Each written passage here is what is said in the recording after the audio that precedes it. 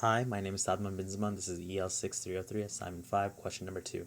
Given the function x comma y equals 1 over ax squared over y, where a is some constant, x is less than or equal to 1, and y is contained within 1 over x and x.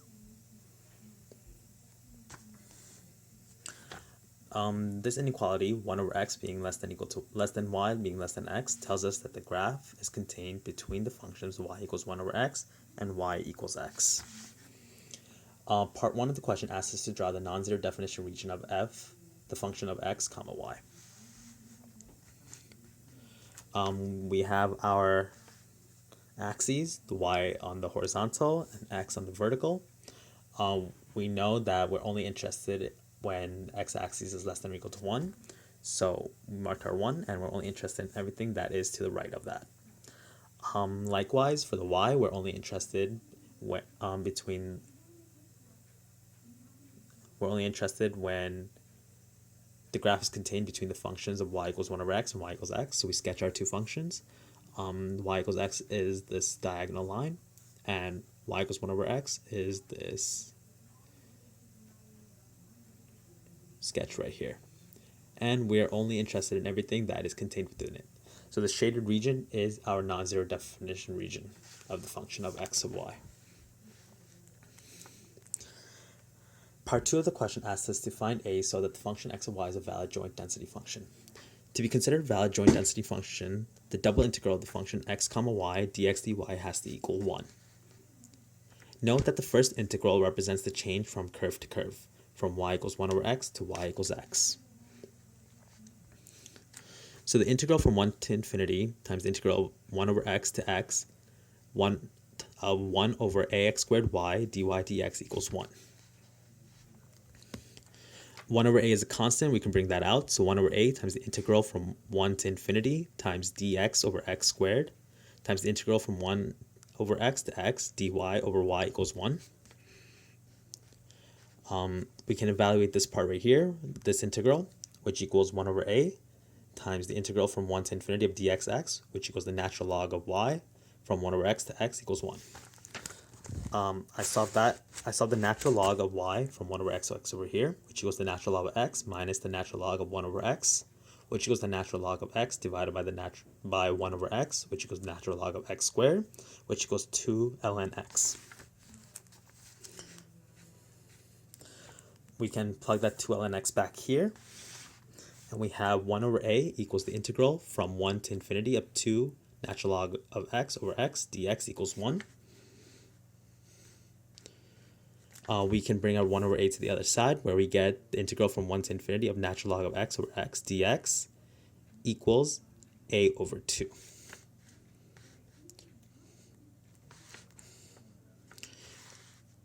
We can make a substitution here. We can define w equals the natural log of x.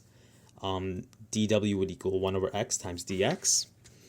And thus, the integral from 1 to infinity of w over e to the w times dw equals the integral from 1 to infinity of e to the negative w times dw, which equals a over 2.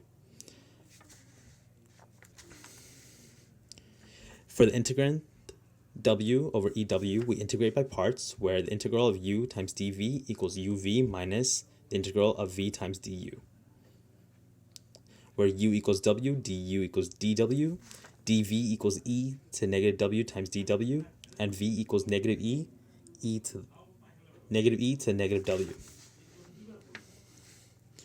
We get the limit as x approaches infinity of negative e to the negative w times w from 1 to infinity plus the integral from 1 to infinity of e to negative w dw equals a over 2.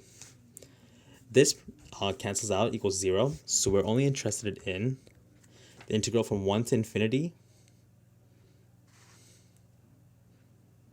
Sorry, just give me 1 second. Yes, so we're really interested in the integral from 1 to infinity of e to negative w dw, which equals a over 2. So negative e to negative w from 0 to infinity equals 1, which equals a over 2. Thus, a equals 2.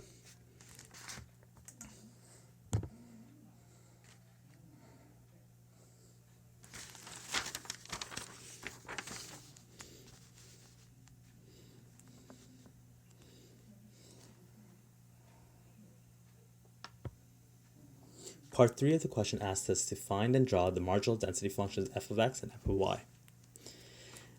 In general, f of x equals the integral from negative infinity to infinity of the function x comma y dy, which equals, in our case, the integral from 1 over x to x over 1 over 2x squared y dy, which equals 1 over 2x squared, the integral of 1 over x times x dy over y, each equals to 1 over 2x squared, natural log of y, going from x over 2 to x, which equals natural log of x over x over 2. Now, to calculate the marginal density function f of y, in general, that equals the integral from negative infinity to infinity of the function x comma y dx. In our case, we need to remember that we're going to have a little distinction because we are not in, when y equals 0 to 1, we're not really interested in that region. Well, actually, that's poor choice of words. It's not that we're not interested in the region. We just have to go about calculating that in a different way. So for that region, for 0 being less than y, which is less than 1, the integral is from negative infinity to infinity. Sorry, the integral is from 1 over y to infinity of dx over 2x squared y. And for y being greater than 1, the integral from y to infinity over dy over 2x squared y. So the integral from 1 over y to infinity dx over 2x squared y equals 1 over 2y, the integral 1 over y to infinity dx over x squared, which equals 1 over 2y, times negative 1 over x, going from 1 over y to infinity, which equals 1 over 2y times y, which equals half. So for 0 to y, from 0 to 1, our marginal density f of y equals half. Now for y being greater than 1, the integral from y to infinity of dy over 2x squared y equals 1 over 2y, the integral y to infinity, times dx over x squared equals 1 over 2y, the integral negative 1 over x from y to infinity, which equals 1 over 2y squared. So to recap, for y greater than 1, the marginal density function f of y equals 1 over 2y squared. So f of y equals half for 0 less than y less than 1, and 1 over 2y squared for y being greater than 1. We're asked in part 4, we're also asked to draw the marginal densities. So here are little quick sketches. The marginal density f of x will have a little spike from from x equals 1 to infinity. And the marginal density of f of y, from the interval 0 to 1, we have a constant half. And after that, we have a regression of 1 over 2y squared, which looks like that. Part 4 of the question asks us to verify that the marginal density f of x and f of y are valid density functions. To verify that f of x and f of y are valid density functions, we need the integrals to equal 1.